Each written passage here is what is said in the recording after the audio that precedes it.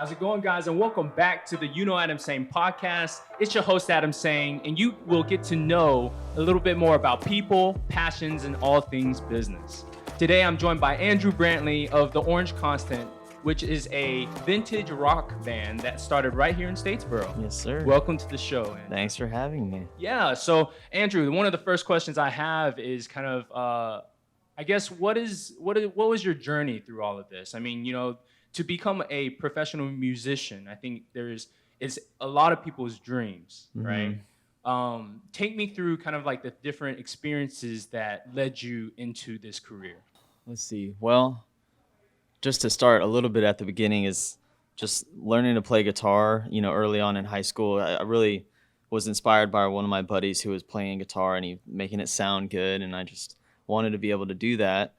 And then over the years in high school, I got a little bit more comfortable singing and then really felt like I wanted to take it seriously. So as I got to college at Georgia Southern, I wanted to get some music classes in and just really, learn the craft and really understand music at a deeper level, the theory and whatnot behind it, as opposed to just singing and playing. So doing that, got me really in tune with how it all works. So I felt like I was really knowledgeable and I wanted to be that way. And then when I met Nicholas, the other guitarist in the band, we really hit it off. We were similar playing levels, we're similar styles, even though he had this different background of what he liked and what he liked to play. We had very similar styles, like personally. So really worked out nicely, and we started, writing songs, playing some covers, and trying to formulate this band that we have now. So tell me about, take me back to the very beginning. What is your first memory of music? Like, was there something that kind of like was there that like you started playing? You saw someone that was playing and that was like, Right. doing like, these awesome things with a guitar. Yeah. But what did it look like for you? I think like the best memory that I have early on is just being in the car with my dad listening to old folk music. That we had this double CD pack called the Treasury of Folk Music, and it was 2 CDs, I think, maybe 2 or 3, and he'd have them in the car all the time, and they're just these old mamas and the papas songs, Peter, Paul, and Mary and stuff like that. And there was just such pure sounds, it was very easy to sing along to. So I understood that in my head I could match the pitches, and I just really resonated with that, that style, I guess, early on. And I think that triggered me because, and my dad was always singing along too, because he was a singer. Was he a musician? He wasn't. He played a little bit of bass, but it was very short lived. He was mostly in choir growing up through high school, and I know his high school went over to like Europe doing that stuff, and so he was always a singer, and I could always hear him singing. So as a kid, you're matching your dad, what he's doing.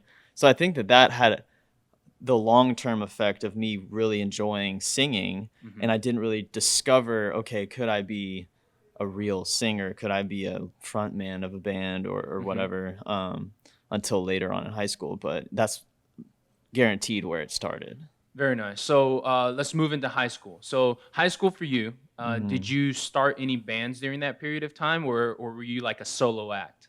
It was really like one band that I really worked with was a couple of friends of mine.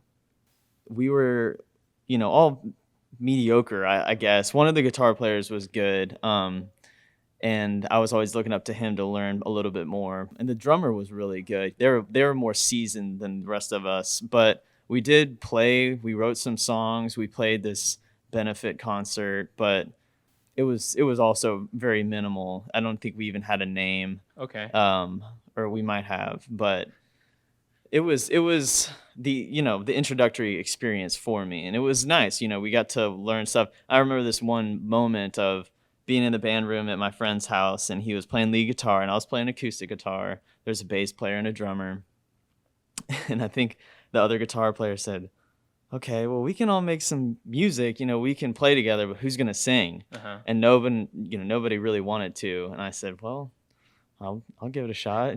I knew that I could I had the potential, Uh-huh. but I needed to step up to the plate, and that's when I started practicing. And then how was that? So you stepped up to the plate, and hmm then I guess were there many performances with you, kind of like I guess singing and headlining, or like what did that look No, like? it was practices. We literally only played one show as Hmm. as that band. So that was it. In high school, and I don't think I played another show until college, Hmm. until I really, dove back into learning this. I really want to be a proficient musician, Hmm. not only on the guitar but vocally. So I think my next gig was probably a solo thing. Very cool. Yeah. Very cool. So you did mention something in there about name. So you said that there wasn't really a name for the first band. It was called Oh, Miles 16. I remember it now. okay. Miles 16. But that Okay. was, yeah. Very cool. So tell me about kind of the Orange Constant. How hmm did that come to be? And what does Yeah. the name mean? Yeah, so like I mentioned, I met Nicholas, and it was a music fundamentals course at Georgia Southern, and truthfully, that was just side note was probably the most effective music theory class I've ever taken. I took up like music theory 3, like the real, more um, music major driven courses, but fundamentals was absolutely everything I needed. Why do you think it was so effective? It was very practical. Mm. Music theory courses, as opposed to the fundamentals course, um, they were more theoretical, more based on form and classical style. Based, when it comes to the fundamentals courses, it was very practical. So Hmm. that's just a side note. But I met Nicholas in that course. We started playing guitar, like I mentioned, and we had a bass player that was one of his friends. We found a drummer, Lee, who was the original like Hmm. drummer who stayed with us for a little while. Um, and we were practicing in this room in Statesboro, off Wenwood. Yeah, Wenwood over behind Harvey's over there. And the room that we were practicing in was a small square room right in the front of the house, and we had these egg crates over the windows to keep the sound in because Okay. it's foam, Sure. and they were kind of the yellow orangish tint, and the sun would shine through and create the whole room to be orange. So we had this orange room that we called it, like live from the orange room. We had all these recordings, and we were tossing around band names forever. We had Tree Fort was kind of one of the names that we kind of liked, but then we found out I think someone had it, and Kyle, the bass player at the time, he we somehow worked out these words. I think Lee came up with the word constant, and we already had the word orange, and then Kyle put them together, and it was kind of funny. He was just like, he put it on Facebook. He changed the name. He's like, all right, we're knee deep in constant now. It was like, okay, all right, we So did he it. kind of just pulled He the just trigger and pulled it the just trigger, made everything and it happen. was, yeah, it's like, well, no one else had that name. We liked it. We thought it, and I can tell you the long story behind the name, but when people ask us on the road, well, what's the name mean? Short answer is it's a reference to the sun, because that really is kind of was the sunlight shining through. That's So right. you could get deeper with it and say, okay, the orange constant is, the sunlight, the ever burning energy, of positivity. So That's right. I like if it. you want to get that, Yeah. There's also another centerpiece part of your brand, the Orange Constant, that comes up again and again, and it's kind of like the squid with like the tentacles, right? yeah. What's kind of like the story behind that? The story is the track off of our first full length album, Squid, is an instrumental that we wrote really early on and played all the time. It was really, really easy to play, really groovy.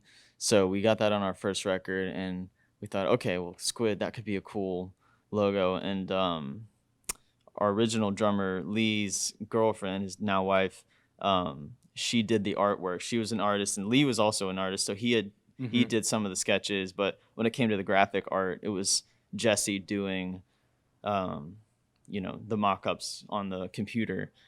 And I don't know where the original, drawing was or which one it was, but she created that original logo, that real Mm-hmm. quintessential logo that we have.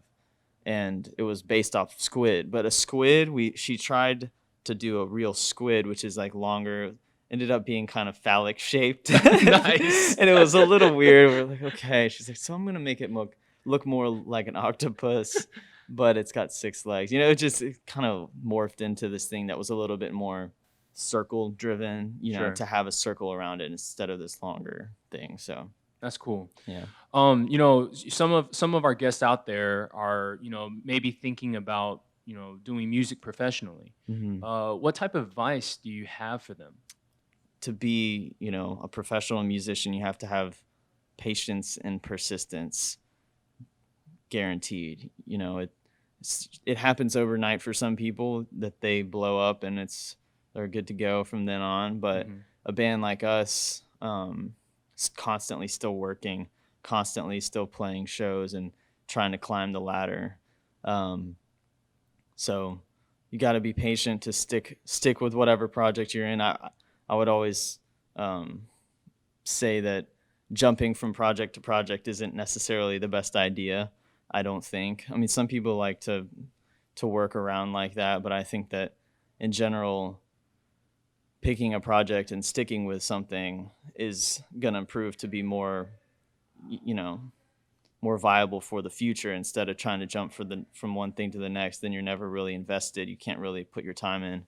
But otherwise, I would say definitely be proficient with whatever instrument you play. Know what you're doing. Really work on your craft. But obviously, there's one of our friends, Steve Terry from Universal Size, another band from Athens. He always makes the joke, if you want to be in a band, then you better be prepared to be a trucker, a manager, a marketer, a musician, anything that you could imagine when it comes to like a logistics person. You have to do Mhm. so much to be in a band and start that as a business model. It's very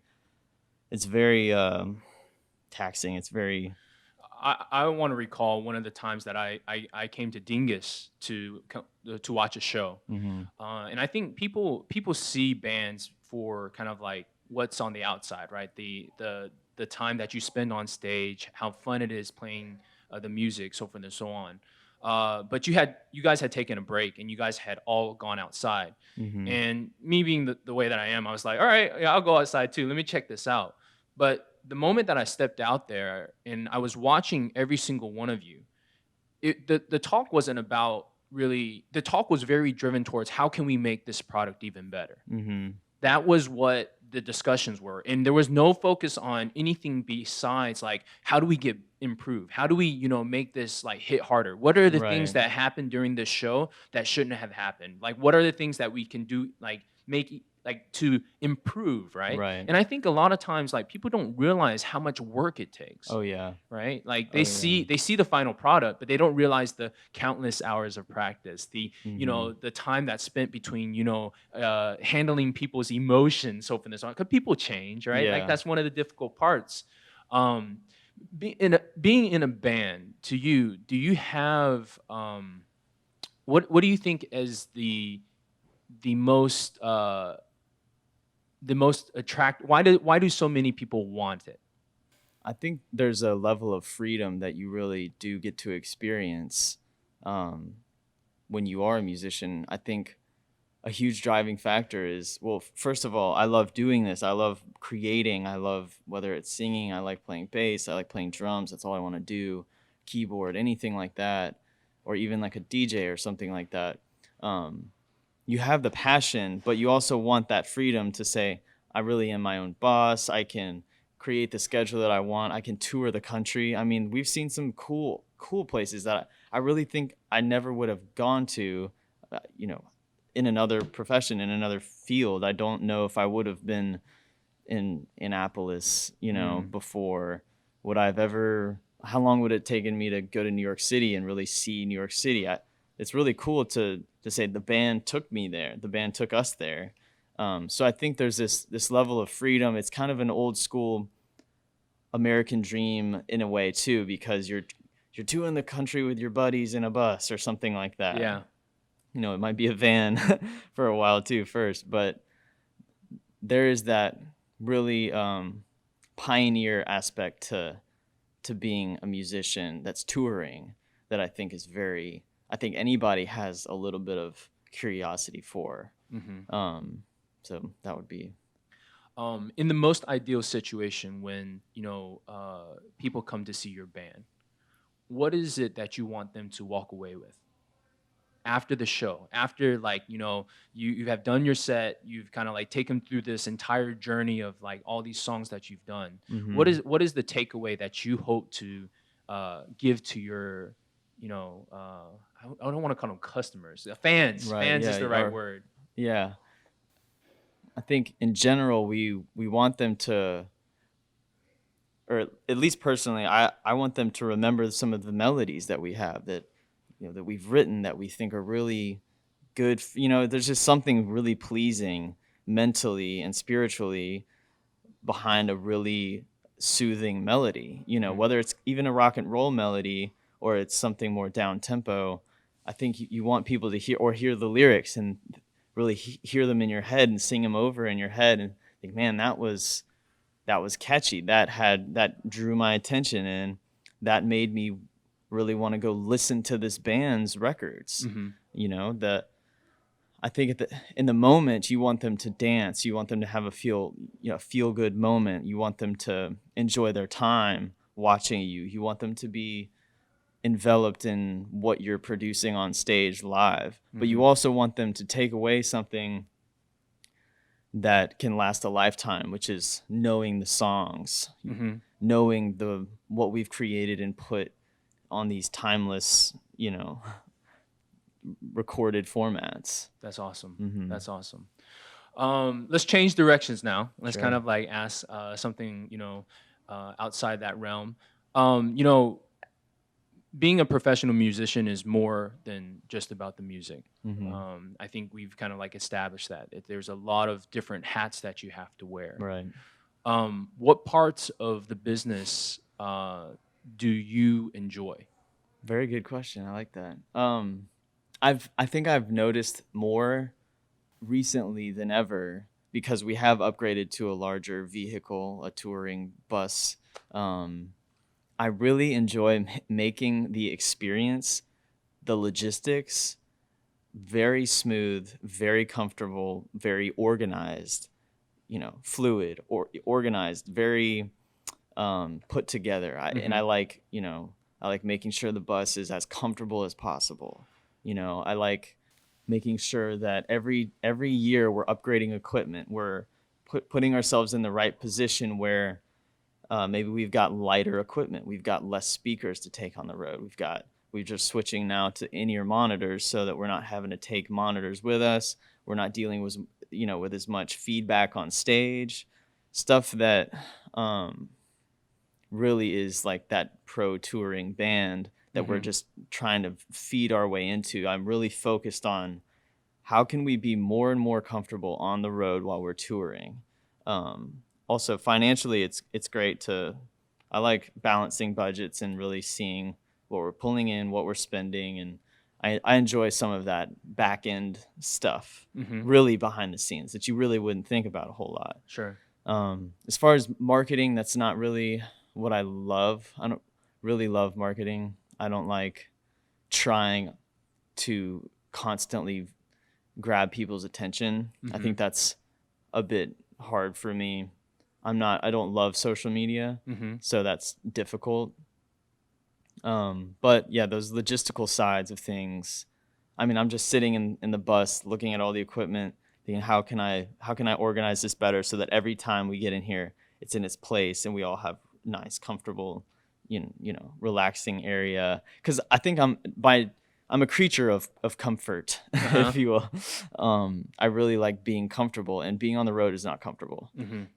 It's really not. So doing anything to make the process easier is really my wheelhouse, I think. So that leads me to my next question. What do you think determines the success of a band? I mean, I feel successful with this band because we've put out 3 great sounding records, Mm-hmm. 3.5. We've toured the country. We've done a lot of cool things. We've opened up for some big bands. We've played big theaters. But do we still have to work on the side? Yeah. So it's tough to say, are we really successful? Well, we're not as successful as we'd like to be. I think for us, success would mean we are touring the country, selling out theaters in 100 cities across the country, really able to sustain ourselves solely through music, Okay. solely through streaming, solely through sales and shows. And I can tell with like the passion that you have. I mean, everything that you're kind of like, we're talking about. I think there's again more to it than just the music, right? But everything that you're putting into this band, I think that it's going to pay off. It's just a matter of time. Hmm. Um, what does that timeline look like? As far as what I would like to see us do or be in the next 4 to 5 years would be really establishing better fan bases across different cities, even if it's just the broader Southeast, and we don't have to be playing, big shows in Seattle or something like that. That's all the way out west. But if we could be really drawing nice, solid, consistent crowds on our own across 20 cities in the Southeast, 40 cities, selling over 200 tickets every night, that would feel like a real upgrade, like a real progress. But it is very hard. It is very hard to build fans, especially right now. We can't tour as much. We can tour a little. We can do a few shows, but everything is very online based, and I think that's tough for all of us to be forcing ourselves to get into this cyber world of music when we really at our core are a live touring band. That's what we do great. I agree. So I think we have great sounding records, and I think that they absolutely are as good as our live show. Personally, I think so. But I think our business model strives when we can make money touring and playing shows. Yeah, I mean, I've experienced both, right? I've experienced the records, and there's something to the show that is just that much more. I mean, you're getting it like in your face, like and you're feeling the music to a level that you can't really. You can still blast the music at home, right? But there's something that's so orchestrated, like. It's not just one single person, because in a record you can always go back and just re-record. You only get one chance on stage. Yeah. And that's one of the coolest things about seeing a show is when those different pieces come together and deliver that amazing experience. All right. What's next for the Orange Constant? What you guys got on the horizon? It's tough to see what is on the horizon with the music industry at its knees to the pandemic, but we just released a record in May, so that was really exciting for us. We just put this thing out, and it's got more backing vocals. There's more Tyler singing throughout the whole thing, so it's and there's Chris is a lot more involved. Sam, they're all have been way more involved with this record, so it sounds very us. It sounds very full. Really well recorded, engineered. We feel really good about it. It's been interesting trying to promote it without being able to tour. But as far as the horizon goes, I think we really want to see what we can do touring and get comfortable, reacquainted with whatever we can do touring wise. But I think we do have to work ourselves more into maybe more abstract ideas when it comes to promoting ourselves. Maybe doing another EP or something that has some music that's not quite as live driven. Maybe something that we typically wouldn't do live. Maybe we'll record that because we're not playing as many live shows. Maybe more videos. You've always been a big proponent of the videos. I always like the video piece just because, with the live, people have to be there. But that video, if it captures attention, just You know, the video that you guys just put out. Hmm. What's was that the single for the latest album? It was for Fade in the Line, which isn't technically the single, but one of the shortest tracks on the album that we thought would be really cool for a video. So, I absolutely I was watching it, and hmm, even there's certain imagery that's in there that's stuck in my mind now. You know, right. it's captured my imagination. And I think that was an amazing move on your guys' end. I think that, you know, creating more content in that manner, I think Hmm. will push you guys above everybody else. And I think we personally, it's funny. Um, I love music videos. I Hmm. love watching music videos. If it's old country or it's new reggae, like Soja has some cool videos that I like to watch. And there's all kinds of things that I like watching for music videos. So I do come up with a lot of ideas in my head. It's just a matter of orchestrating those videos. And I think we have some really great content. And I think it's just a matter of staying on it. We've got one of the cool things that we know we're gonna have in the future is the song Re Chronic off of our album, the most recent one. It's an instrumental track. And one of our friends is working with AI. That's Hmm. like his forte. And he said he was gonna work with some of these tracks Oh, off that's the cool. album to create a video That's that's cool. automated. I don't even know what that looks like, That's cool. but I really want to see that. Nick's brother is worked in film for a long time, and he said he'd like to do a music video for a specific song off the album. So I think a few more music videos are on the horizon, and I think because the timeline and the trajectory of an album is very different than it used to be. It used to be, I don't know particularly, but it seemed like it used to be you put out a single and the video is like right at the same time. You don't Hmm. put out a video a year later or something like that. It's kind of obsolete at that point.